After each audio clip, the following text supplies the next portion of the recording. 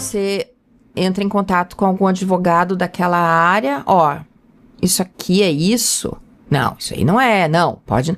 Não, em tese em tese... Então, sempre aquela dupla checagem, assim, eu era muito chata pra isso, assim, tipo... Aí tu fez o direito pra te auxiliar no jornalismo ou porque tu queria ter uma profissão à parte do jornalismo, Não. uma segunda opção? Não, porque... Ou ter o conhecimento sobre? Na verdade, porque meu pai queria. Foi um pedido, uma solicitação dele. Porque quando eu fiz vestibular de jornalismo, a família não gostou muito. Porque ia ganhar pouco? Porque, olha o tipo do curso, né? Nossa, olha... O jornalista ganha pouco mesmo. O jornalista ganha pouco mesmo. Eu acho que hoje em dia tá cada vez mais complicado, né? O mercado, assim, porque se abriu muito, tem muito espaço para que... para várias fontes de informação, então realmente hoje tá difícil. Na época já era difícil, mas ainda tinha alguns espaços. Mas aí, tipo, eu senti que meu pai não queria nem que eu tivesse feito desenho, nem que eu tivesse feito jornalismo. Sim. E daí eu fui meio que fazer assim, não, dá tempo, a faculdade de jornalismo era tranquila. E eu, nessa época, eu trabalhava já. Tinha um emprego na área de desenho industrial. Eu consegui um tempo levar os 3, não sei como. Mas aí fiz o vestibular para direito e passei. E daí eu tinha que fazer, não podia fazer federal, que eu já fazia na federal. Aí eu fiz PUC. Sim. Daí levei os 2. Foi conciliando. Eu acho que tu e a Dulcinea Novaes são as duas principais jornalistas, eu tô falando do gênero feminino e do gênero masculino, aqui do Paraná. Eu acredito que vocês já tiveram propostas para apresentar, ser âncora, né? Apresentar o principal telejornal de alguma rede de TV. Pra mim isso era óbvio. Tô errado, né? Tá errado. Mas não seria óbvio. Existe é estranha a situação do âncora, assim. Há uma glamorização, assim, claro, e é legal. Só que algumas pessoas são levadas para isso e outras pessoas, teoricamente, assim, são tão boas na reportagem, porque se o cara também não é muito bom na reportagem, mas é bom de TV, bem entre nós, é bem mais fácil ser âncora. Eu acho. Trabalha menos? Muito menos. Lê mais. Fica só no ar-condicionado. Né? Não precisa batalhar banheiro, não passa fome. Batalhar banheiro? No carnaval, quando tu cobre carnaval, então, imagina seja por aí. Até no próprio estádio. A gente tá no estúdio aqui, é muito mais tranquilo do que tá na beira da estrada, certo? Mas foi um desejo teu durante algum momento? Por uma época foi. E da Dulcinea também? Da Dulcinea acho que não. Eu cobri muito, eu fui muito step. Assim, vamos dizer assim, cobria férias. Quando eu tava grávida do meu segundo filho, eu fiz praticamente só estúdio no Bom Dia Paraná. Aí fiz várias vezes o Bom Dia Paraná e tal. E o curioso, acabei já contando essa história para algumas pessoas e vou contar aqui para vocês mesmo no programa, não tem mais problema, porque isso tudo já prescreveu. Quando eu manifestei o desejo e pedi, olha, eu quero sair da reportagem que eu tô um pouco cansada, quero ir pro estúdio, eu nunca mais fui chamada. Inacreditável. É verdade.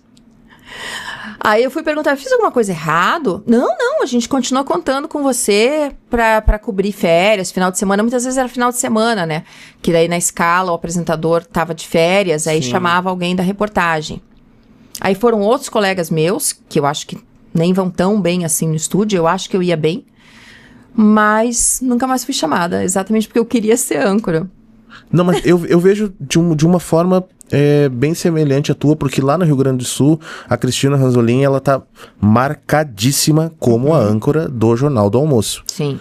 E antes dela foi a Maria do Carmo, Lazia Martins, os dois. Mas ela já tá há mais de 30 anos, 25 anos. Eu chegando aqui como um forasteiro no Paraná, nesse tempo todo já são 10 anos, né?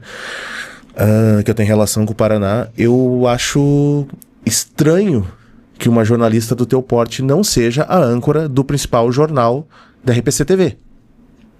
Ou a Dulcinea. Se a briga teria que existir, no bom sentido, teria que ser entre vocês duas. Pois é, mas aqui não é exatamente assim que a banda toca ou tocava. Então... Uma pergunta que, se fica à vontade se quiser responder.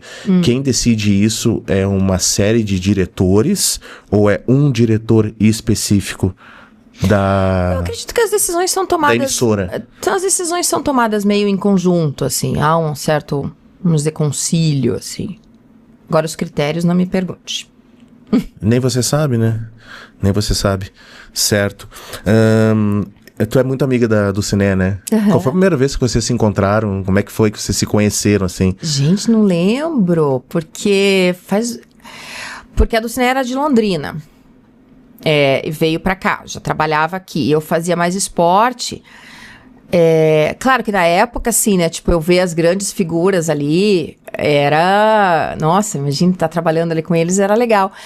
Mas especificamente, não me lembro, assim, com cada um desses que eu encontrei pela primeira vez, assim... Como é que a amizade de vocês foi progredindo? E agora a gente tava bem próximas, assim, trabalhando no mesmo horário. E a gente ainda brincava, às vezes, dupla dois amores. Sim. Por óbvio, sim, né? Sim. Mas, assim, exatamente como foi no começo, eu não me lembro, na verdade, nem com ela, nem com nenhum dos grandes, assim, que faz muito tempo. E foi uma coisa muito natural. Sim. Talvez isso, assim, foi uma coisa muito natural. Tem gente que é muito parceira, assim, de te ajudar, algumas pessoas não, mas tem gente que é muito camarada, humilde, né, pra te explicar, pra te ajudar. Então você já se sente colega, amigo, assim. Tem disputa de ego dentro de redação? Muita? Porque nós, telespectadores, a gente só vê o produto final, né? A gente não consegue ver nada disso. Em algum momento da tua carreira, tu teve algum problema ou sofreu com esse tipo de assunto? Sim, mas principalmente lá no Rio de Janeiro. Imagina. Mais ainda, né? Não, mais ainda. A competição é grande? Sim, eu cheguei lá como uma forasteira de Curitiba, que chegou e já ia pra Copa do Mundo, já tava com a credencial. Imagina quem já tava lá e não ia pra Copa do Mundo, como é que se sentiu? Deu uma ciumeira, né? Nossa. Não, ali era barra pesada. Mas quem que te tratou legal, né? Pra gente não ficar nesse papo de ficar falando do ruim. Várias pessoas foram legais. Quem que tu, assim. aqui, bacana, hein? Os 3 narradores na época, assim, o Luiz Roberto, que também tava começando nessa época. E tava naquele avião que eu comentei no começo, que foi a Marseille. Sim. O Luiz Roberto, o Kleber, que era de São Paulo, mas também estava nesse avião. Me ajudaram muito. O próprio Galvão, o pessoal da parte, assim, vamos dizer, interna ali da produção, também foi super parceiro. A equipe do Esporte Espetacular foi bem legal, assim. Algumas pessoas nem tanto. Alguns... Enfim, mas não vamos falar desses. Sim, alguns era mais difícil. Mas com as meninas também, com a Glenda, a Mariana, sempre foram legais, assim, o Tino Marcos, nossa, professor, assim, de te dizer como é que fazia e tal. Essas pessoas, sim, já que eu falei da época do Rio, que foi a mais pesada, que teve, né, uma disputa mais pesada, essas pessoas foram bem bacanas no meu caminho. Produtores, assim, que a gente não conhece, o Roberto Aranha, que trata produtor histórico do Rio de Janeiro, sempre parceiro. O pessoal tem muita curiosidade de saber como é que é o Galvão nessa intimidade de redação e fora ali do microfone. Eu acredito que você teve um contato legal com ele, né? Sim, mas sempre é o Galvão, né? Fazer jogo com ele é sempre um pouquinho mais... Mas em 98 ele já era o Galvão. Porque passou pós-morte do Senna, pós-tetra. Sim, já era o narrador ali da Copa do Mundo. Já tinha... Sim, tanto que os outros 2 estavam de folga comigo no avião que foi de folga. Tinha muita moral, né? Sim. Tem que ter uma distância? Não, distância não. Você tem que ter um pouco mais de cuidado, assim, pra não falar nenhuma besteira, assim. Porque ele pode te xingar, alguma coisa? Não, xingar no ar, não. Não digo no ar, mas como ele fez com aquelas brincadeiras com o Pelé em off... Não, assim, ele sempre achou legal as coisas que eu falava na transmissão, eu trazia esse um pouco mais de curiosidade, assim. Teve uma vez que ele achou que eu passei um pouco do ponto, daí ele falou, daí eu fiquei um pouco ali, um mês numa geladeira, porque ele comentou com o gerente, assim. O que fizesse? Eu nem me lembro direito, foi um jogo em Minas Gerais, no antigo estádio do América, se não me engano. Independência. Isso. Velho, né? O velho, aquele, né, que era uma baixada, assim. Uhum. Mas eu não me lembro exatamente o que foi. Eu sei que depois aí vieram falar assim, tu não tá sendo escalada por causa daquele... que você falou um pouco demais ali e tal. Mas aí também já logo aprendi que, tá bom, passei do limite. Mas era bem divertido, aquelas brincadeiras dele de jantar com o Arnaldo, tinha o jantar com o Arnaldo, quem ia pagar, era uma coisa... Mas eu não ia sempre nos jantares com eles, não, até por conta do horário e dia seguinte tinha que trabalhar. Mas foram lembranças legais. Bom, como é que estamos de tempo, meu amor, por favor? Nossa, passou tão rápido. Olha. A gente precisa falar de viagem. Bom, o meu Paraná posso dizer que é um programa dentro de um programa, né? Porque ele era apresentado dentro do Bom Dia Paraná. Como se chama o programa do meio-dia da RPC? Como eu sou gaúcha, eu não sei exatamente. Não, o meu Paraná sempre foi um programa à parte. Ele foi à parte, né? Ele não era dentro. Não. Bom, ali eu já assisti alguns e eu pude ver o quanto esse estado é bonito. O quanto esse estado tem lugares surpreendentes que vai muito além de Foz do Iguaçu e muito além da própria capital, Curitiba. Alguns lugares aqui no Paraná, para quem vem de fora, que não faz ideia que existam, que tu pode indicar pra gente pra passear, que tem boa gastronomia, que tem uma arquitetura bacana, que as pessoas podem desfrutar.